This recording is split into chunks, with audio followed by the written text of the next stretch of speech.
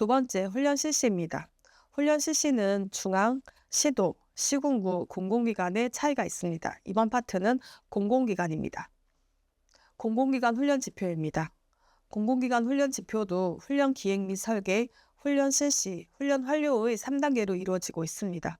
훈련 기획 및 설계와 훈련 완료는 중앙, 시도, 시군구와 동일합니다. 하지만 공공기관의 훈련 실시 단계는 12개의 지표로 이루어져 있으며 지금 보시는 것처럼 초기 대응, 비상 대응, 수습 복구 단계의 적절성이 가장 중요한 부분입니다. 그럼 지금부터 훈련 평가 지표를 설명드리도록 하겠습니다. 평가지표 첫 번째입니다. 평가지표 첫 번째는 2-1-1로 재난 발생 상황 관리의 적절성입니다. 공공기관의 상황 관리 지표는 지자체와 조금 다릅니다. 공공기관은 자신이 운영하는 시설 내부에서 발생한 재난을 관리하는 부분이 대부분입니다. 따라서 재난이 발생을 했을 때 공공기관은 스스로 얼마나 빨리 정확하게 파악하고 전파했는가가 중요한 부분입니다. 공공기관은 자신이 운영하는 시설에 대한 전문가입니다. 시공구나 소방이 모르는 시설 내부의 위험 요소라든가 구조, 위험물에 관련된 위치 등을 알고 있습니다. 따라서 시설 내부의 감시 활동을 통해서 신고가 들어오기 전에 스스로 징후를 포착하는 것이 공공기관 상황관리의 핵심일 것입니다. 언론은 제외가 될 수 있습니다. 평가 항목을 살펴보도록 하겠습니다. 첫 번째 평가 항목은 최초 상황 발생 인지에 관련된 적절성 부분으로 징후 감지 부분입니다. 공공기관이 신고에만 의존하지 않고 시설 내 어떤 감시 체계의 활동을 통해서 징후를 스스로 포착하고 있는지를 확인하는 부분입니다. 예를 든다면 변전소 전압 이상이 있을 때 감지 센서가 울려서 확인한다던가 가스 누출 감지기가 작동되는 부분 등에 관련된 부분입니다. 두 번째로는 상황 보고 전파 대상의 적절성입니다. 상황을 인지한 이후 내부와 외부 유관기관에 모두 매뉴얼에 따라서 전파 대상이 누락 없이 선정하고 전파되었는지 확인하는 부분입니다. 세 번째로는 상황 보고 전파 내용의 적절성입니다. 전파된 메시지가 수신자가 즉각 행동할 수 있는 내용이 충분한 정보를 담고 있는지에 관련된 부분입니다. 공공기관은 지자체와 다르게 자기 시설에 관련된 전문가로서 소방이나 경찰이 모르는 시설이 가지고 있는 특수성에 관련된 정보를 함께 제공할 필요가 있습니다. 예를 든다면 시설 내 잔류 인원이 어떻게 되는지, 고전압 구역은 어떻게 되는지, 또는 위험물의 종류와 위치, 수량 등이 이 전파 내용에 포함될 수 있는 부분입니다. 마지막으로 지체 없이 내부, 외부 동시에 전파가 이루어졌는지 확인하는 부분입니다. 두 번째는 2-1-2 상황 판단 회의 운영의 적절성입니다. 공공기관의 상황 판단 회의는 재난 발생 후 지금 이 상황이 위험 수준을 판단하고 비상기구를 가동을 해서 어떻게 대응할 것인가를 결정하는 회의입니다. 공공기관의 상황 판단 회의에는 지자체, 시군구 회의에서 다루지 않은 고유한 상황이 있습니다. 첫 번째는 시설 이용자에 관련된 보호 방안입니다. 시군구가 지역 주민을 보호하는 방안이 수행했다면 공공기관은 자신의 시설을 이용하는 이용자의 보호가 필요합니다. 예를 들어서 철도 승객이라든가 공항 이용객들에 관련된 시설 이용 현황과 보호 방안이 회의 때 반드시 논의돼야 되는 부분입니다. 둘째, 시설 기능을 유지할지 중단할지 결정해야 합니다. 공공은 재난이 발생한 상황에서도 가능한 한 시설 기능을 유지해야 될 의무도 있고 안전을 위해서 중단할 필요도 있습니다. 따라서 이 부분은 시설 기능을 유지할지 중단에 대한 판단이 필요합니다. 셋째, 외부 기관과의 역할 협업입니다. 상황 판단 회의에서 소방은 구조와 진압을 담당하고 시설 관리 주체자인 공공기관은 정보 제공과 이용자 관리, 언론 대응을 담당한다라는 역할이 분명하게 결정돼야 될 부분이 이 부분입니다. 2-1-3 재난 대응 단계별 문제 해결의 적절성입니다. 이 부분은 초기 대응과 수습 복구로 구분이 됩니다. 2-1-2의 상황 판단 회의에서 어떤 회의의 형식적인 절차와 과정을 평가했다면 이 지표는 회의에서 다루어진 내용의 질을 평가하는 부분입니다. 아무리 회의가 형식적으로 잘 진행되었다 하더라도 실질적인 문제가 논의되지 않았다라고 이야기를 하면 이 지표에서 점수가 감점이 될 수 있습니다. 그리고 공공기관은 이 지표에서 공공기관이 가지고 있는 특수성이 포함되어 토의가 필요합니다. 시군구가 주민 보호와 재난 확산 차단에 초점을 맞추었다라고 이야기를 하면 공공기관에서는 시설 운영자로서 고유한 문제가 추가로 필요합니다. 예를 들어서 시설 이용자에 관련된 보호, 소방, 경찰이 도착하기 전까지 자체 초기 대응이 어떻게 이루어졌는지 관한 부분입니다. 그리고 가장 중요한 부분이 훈련 준비 단계에서 식별되었던 구조적이고 비구조적인 위험 요인이 초기 대응 단계에서 토의가 되었는지 활용되었는지 판단하시는 부분이 이 부분입니다. 그리고 이 단계에서 중요한 것은 무엇이냐라고 이야기를 하면 훈련 준비 단계에서 식별되었던 구조적이고 비구조적인 위험 요인들이 여기서 토의가 필요합니다. 그럼 평가 항목별로 내용을 살펴보도록 하겠습니다. 첫 번째는 초기 문제점 도출입니다. 재난 발생 초기 단계에서는 시설 내 핵심 문제와 이슈 사항이 구체적으로 도출되어야 됩니다. 공공기관은 시설의 전문가이기 때문에 일반 기관보다 훨씬 더 정확하고 구체적인 문제 도출이 필요한 부분입니다. 그리고 두 번째로는 현재 상황이 어떻게 확대될 수 있는지, 그리고 복합 재난으로 발전할 가능성이 있는지 없는지 확인해야 될 필요성이 있습니다. 세 번째로는 해결 방안을 중심으로 토의가 되었는지 확인하는 부분입니다. 이 항목이 이 지표에서 가장 중요한 항목입니다. 문제를 확인하는 데서 끝나지 않고 어떻게 해결할 것인가를 중심으로 토의가 이루어졌는지를 확인하시면 됩니다. 공공기관의 해결 방안 토의에서 특히 중요한 것은 무엇이냐라고 이야기를 하면 소방이나 경찰이 도착하기 전까지 공공기관은 스스로 할 수 있는 것이 무엇인지를 먼저 논의해야 되는 부분이 이 부분입니다. 네 번째는 협업 과정에서 발생할 수 있는 갈등 요소를 선제적으로 발굴하고 토의하였는가를 확인하는 부분입니다. 공공기관에서 협업 갈등은 종종 소방, 경찰과의 충돌에서 빈번하게 발생합니다. 2025년도 사례를 살펴보게 되면 소방이 전기를 차단하면 공공기관은 운영 시스템이 멈추는 상황이 발생하기 때문에 이 부분에서의 갈등 요소로 도출을 하고 이를 해결하는 부분들이 토의된 적이 있습니다. 다섯 번째는 현장 민원 지원과 관련된 토의 부분입니다. 공공기관의 현장 민원은 시군구와 달리 시설 이용자에서 발생을 합니다. 따라서 철도 승객이라든가 또는 공항 이용객 등 시설 특성에 따라서 예상되는 민원 유형이 다르기 때문에 이와 관련된 내용들이 포함되어 있는지 여부를 확인하시면 됩니다. 다음 단계는 비상대응 및 수습복구 단계입니다. 이 단계는 단순한 조치 상황 보고를 넘어서 실질적으로 문제 해결이 있었는지 없었는지를 확인하는 부분입니다. 시군구는 지역 주민의 일상 회복이 목표였으면 공공기관은 여기에 추가적으로 자신이 제공하는 공공 서비스를 가능한 한 빨리 정상화해야 하는 부분이 담겨져 있습니다. 비상대응 수습복구 단계에서도 발생 가능성이 높은 잠재적 위험에 대한 해결 방안을 중심으로 토의가 되었는지 확인이 필요합니다.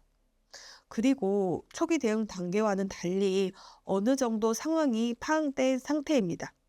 따라서 훨씬 더 구체적이고 실행 가능한 해결 방안의 논의가 필요합니다. 수습 복구 단계의 토의는 응급복구 서비스 재개, 이용자 구호 등에 관련된 구체적인 계획에 포함되어서 논의가 필요합니다.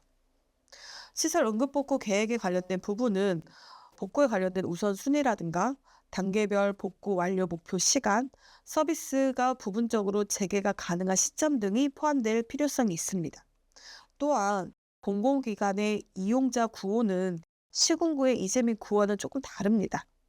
철도 승객이라든가 또는 항공 이용객 등이 서비스 중단으로 피해를 입은 이용자에 대한 어떤 지원 계획이 포함되어서 논의가 될 필요성이 있습니다. 또한 시설 기능이 중단된 경우에 그 기간 동안 서비스를 받을 수 있는 임시 운영 방안도 마련이 필요한 부분입니다. 이 부분에 추가적인 내용이 하나 필요한데요. 공공기관은 자신의 시설에서 발생한 재난에 대해서 원인을 규명하고 재발 방지 대책을 수립해서 공표해야 되는 책임이 있습니다. 따라서 이 부분도 수습복구 단계에서 이루어졌는지를 확인해 주시면 됩니다. 다음은 기관 간 협업 및 역할 분담입니다. 복구 단계에서도 기관 간 협력 체계가 실질적으로 논의되었는지 확인이 필요한 부분입니다. 그리고 수습복구 단계에서는 이용자 또는 지역 주민들, 또 자원 지원, 조정 요청에 관련된 사항들이 토의가 이루어져야 되는 부분입니다. 특히 공공기관 같은 경우는 이용자에 대한 보상, 배상 문제와 재발 방지 대책에 대한 책임이 집중되는 사항이기 때문에 이 부분에 관련해서 반드시 토의가 필요한 부분입니다. 마지막으로 갈등 요소 도출에 관련된 부분입니다. 공공기관의 수습복구 단계에서 갈등은 보통 복구 기간이라든가 이용자의 보상 범위, 그리고 사고 책임 소재 등에 관련된 복잡한 이해관계가 얽혀 있기 때문에 반드시 수습복구 단계에서 갈등 요소 도출이 필요한 부분입니다. 2-2-1 재난현장 대응기구 가동의 충실성입니다. 이 부분은 중앙부처와 시도, 시군구의 비상기구와는 조금 다릅니다. 공공기관은 자기 기관이 운영하는 시설에서 발생한 재난이기 때문에 즉각적으로 대응하기 위한 자체 기구를 가동합니다. 물론 현장 조치 행동 매뉴얼이 기준이 됩니다. 평가자는 훈련 당일에 현장에 직접 참관을 통해서 실제 대응 기구가 어떻게 가동되었는지를 평가하면 됩니다. 공공기관은 시군과 달리 재난 피해자 지원센터 항목이 없습니다. 대신에 자체 시설이기 때문에 그 시설이 가지고 있는 특성에 따라서 전문적인 대응 기구가 운영이 됐는지 여부를 집중적으로 평가하시면 됩니다. 2-2-2 초기 대응 활동의 적절성입니다. 이 지표는 공공기관만에 있는 지표입니다. 공공기관은 재난이 발생을 하면 소방, 경찰 등 긴급 대응 기관을 기다려야 됩니다. 그런데 소방이나 경찰, 긴급 대응 기관이 도착하는 데는 보통 5분에서 10분이 소요가 됩니다. 이 시간 동안 아무것도 하지 않으면 그 시간만큼 피해는 커집니다. 따라서 이 지표의 핵심은 소방이나 경찰, 긴급구조 기관이 도착하기 전에 공공기관이 스스로 무엇을 했는가 하는 부분입니다. 따라서 공공기관 자체의 초기 대응반이 얼마나 신속하게 충실하게 움직였는지를 평가하시면 됩니다.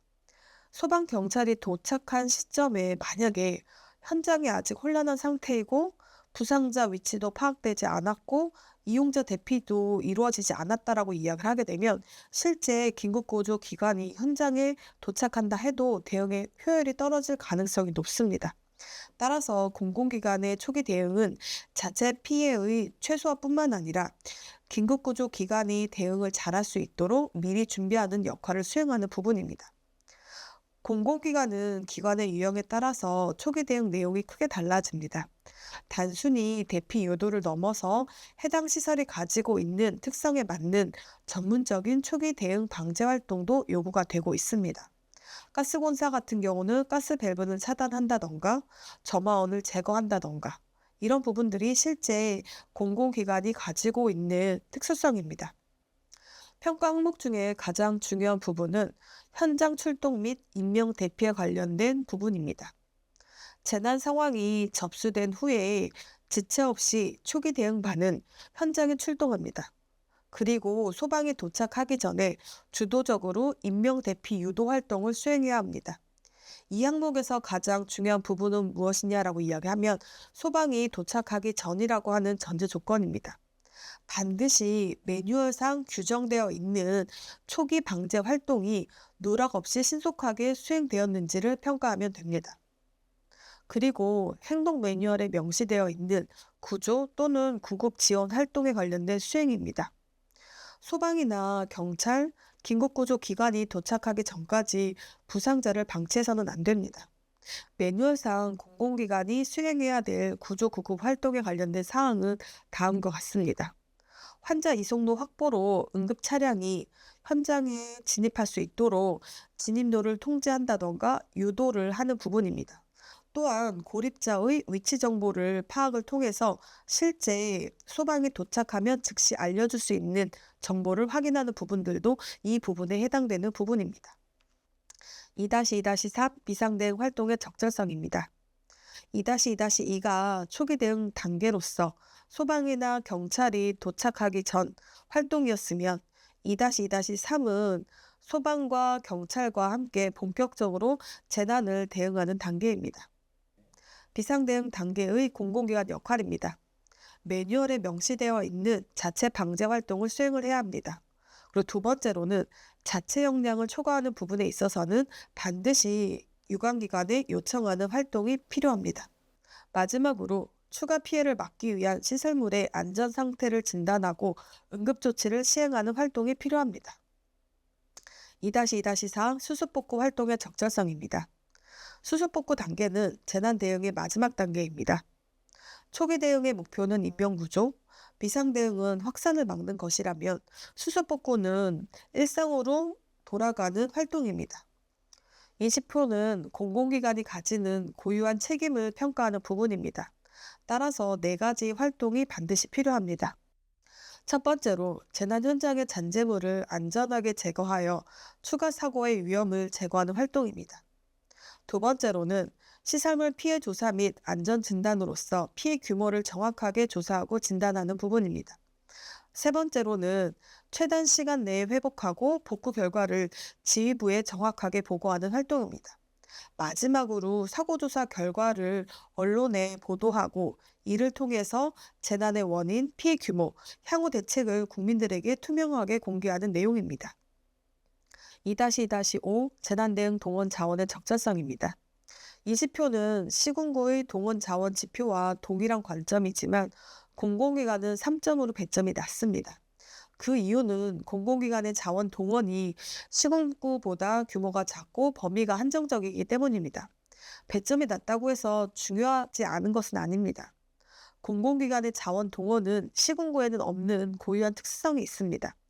공공기관은 자신의 시설에 특화된 전문 장비와 전문 인력을 보유하고 있습니다. 특히 공공기관 훈련에서 가장 빈번하게 나타나는 문제는 자체 보유한 자원이 제대로 가동되지 않는다라고 하는 부분입니다. 서류나 매뉴얼상의 장비가 등록되어 있지만 실제 가동이 안 되거나 담당자가 사용법을 모르는 경우가 종종 발생을 합니다. 그래서 평가할 때 세 가지는 반드시 확인이 필요한 부분입니다.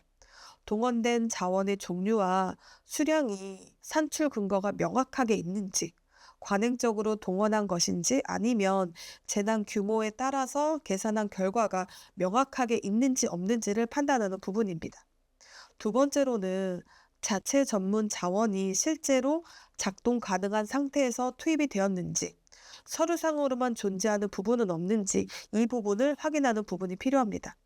마지막으로 현장의 지형과 기상 조건을 고려해서 그에 적합한 장비가 선택되어서 투입되었고 실제 가동이 되었는지를 확인하는 부분입니다. 2-2-6 재난대응 협업활동의 노력도입니다. 공공기관의 협업 지표는 시군구와 동일하지만 내용이 조금 다릅니다. 시군구는 지역 내 소방, 경찰, 의료기관 등 다양한 기관과 협업을 합니다. 공공기관의 협업은 여기에 추가적으로 기관이 운영하고 있는 시설의 특수성이 포함됩니다. 협력사가 될 수도 있고 유지 보수 기관이 될 수도 있습니다. 그럼 평가 항목에 관련된 내용을 살펴보도록 하겠습니다. 현장에 도착하는 모든 기관은 자신의 역할과 타 기관의 역할을 명확히 알고 역할의 중복이나 공백이 없는지 확인할 필요성이 있습니다. 공공기관의 경우는 소방이 경찰이 도착한 이후에 자원이나 조력자로서 그 역할을 계속 유지되고 있는지를 확인하는 부분이 필요합니다. 그리고 주관기관이 자체 대응 역량의 한계를 인식하고 유관기관의 구체적인 지원이나 능동적인 요청이 있었는지를 확인하는 부분입니다. 마지막으로 협업입니다. 단일 기관으로 해결이 불가능한 문제가 발생을 했을 때 현장의 협업회의를 통해서 공동 해결 방안이 도출되었는지를 그리고 실행되었는지를 확인하는 부분이 마지막 협업에 관련된 내용입니다. 2-3-1 지휘 책임자의 역할 충실도입니다. 지휘 책임자는 훈련의 전 과정을 기관을 대표해서 최종 의사결정을 내리는 최고 책임자입니다. 통상 기관장이나 기관장이 지정한 직무 대리인이 지휘 책임자의 역할을 수행하며 이 부분은 매뉴얼에 명시되어 있는 지휘 책임자가 적절한 임무와 역할을 수행했는지 관찰하고 평가하는 부분입니다. 따라서 단순한 보고, 수신자가 아니라 실제 상황을 판단하고 조치를 지시하고 기관 간의 조정이나 중재 역할을 실제로 했는지를 중점적으로 파악하는 부분입니다. 따라서 이 지표는 단순히 지휘 책임자가 자리에 위치하고 있다라고 해서 확인하는 부분이 아니라 훈련 전 과정에서 실질적인 리더십을 발휘하고 있는지를 평가하는 부분입니다. 극한 상황에서 자체 대응에 한계가 도달하는 부분이다라고 이야기를 하게 되면 광역의 자원을 요청을 하거나 지휘 책임자의 권한으로서 이를 결정을 해야 됩니다. 또한 복합 재난 발생 시에 주관 부서가 불명확할 경우 역할에 관련된 재분배나 지휘 책임자가 이 부분을 해결해야 되는 부분입니다. 따라서 지휘 책임자의 역할 충실도는 상황 파악 역량, 의사결정 역량, 그리고 갈등 조정 역량을 종합적으로 판단해서 평가해 주시면 될 것 같습니다. 2-3-2 통제관의 역할 충실도입니다. 통제관은 지휘 책임자의 결정을 실행 가능한 조치 활동으로 구체화하고 부서들과 대응 상황을 종합적으로 관리하는 역할을 수행하는 부분입니다. 실제 지휘 책임자가 무엇을 할 것인가가 결정이 되었다라고 이야기를 하면 통제관은 그 의사결정을 어떻게 실행할 것인가에 대한 구체적인 상황을 종합 관리하는 부분입니다. 실제 광역 구조 요청을 즉시 실시하다라고 하는 지휘 책임자가 결정을 했다라고 이야기를 하게 되면 통제관은 그래서 이를 부서한테 전달을 할 때 무슨 과 또는 무슨 인근 시도에 구조 장비 몇 대를 요청하라 이런 부분으로 지휘가 이루어져야 될 거고 이재민 지원 체계를 가동하다라고 하는 것이 지휘 책임자의 역할이었다라고 이야기를 하게 되면 실제 통제관은 이를 구체화시켜서 무슨 과에 어느 체육관이나 또는 임시 주거 대피 시설에 몇 분 이내에 얼마를 확보를 하고 식수나 식량은 언제까지 배송한다. 이와 같이 실질적인 내용들을 파악하는 부분이 통제관의 역할 충실도입니다. 따라서 이 부분은 어느 부서 또는 어느 부서가 몇 분 이내에 실행을 하는지 그리고 실행 중 문제가 발생을 하면 어떻게 해결하는지에 관련된 구체적인 형태들이 작성이 되어야지만 통제관의 역할 충실도가 높다라고 판단할 수가 있습니다. 2-3-3 대국민 홍보 노력도입니다. 대국민 홍보는 훈련의 실질적인 효과를 국민과 연결하는 수단입니다. 아무리 잘된 훈련이다 하더라도 국민이 훈련에 관련된 내용을 모른다라고 하면 그 훈련은 기관 내부의 행사로만 끝날 수밖에 없습니다. 따라서 이 지표는 단순히 홍보물을 제작하고 배포했는지를 확인하는 것이 아니라 실질적으로 훈련의 목표와 내용이 국민에게 실질적으로 전달이 되었는지, 더 중요한 것은 국민이 훈련 상황을 인지하고 실제 행동으로 연결할 수 있도록 홍보 매체를 통해서 홍보가 되었는지를 평가하는 부분입니다. 따라서 3가지 내용이 반드시 포함되어야 됩니다. 첫 번째는 국민은 재난 대응의 핵심의 주체입니다. 따라서 재난 발생 시 가장 먼저 현장에서 국민이 이를 행동할 수 있는 체계로 만들어져야 되는 부분입니다. 소방이나 경찰이 도착하기 전에 국민 스스로가 대피하고 또 이웃을 도와서 초기에 피해 규모를 작게 만드는 것이 가장 핵심적인 역할일 겁니다. 따라서 국민은 훈련을 통해서 재난 상황에서 어떻게 행동해야 되는지를 인지하고 있어야지만 실제 재난 발생 시 올바른 행동이 가능합니다. 두 번째로 홍보되지 않은 훈련은 불안과 혼선을 유발할 수밖에 없습니다.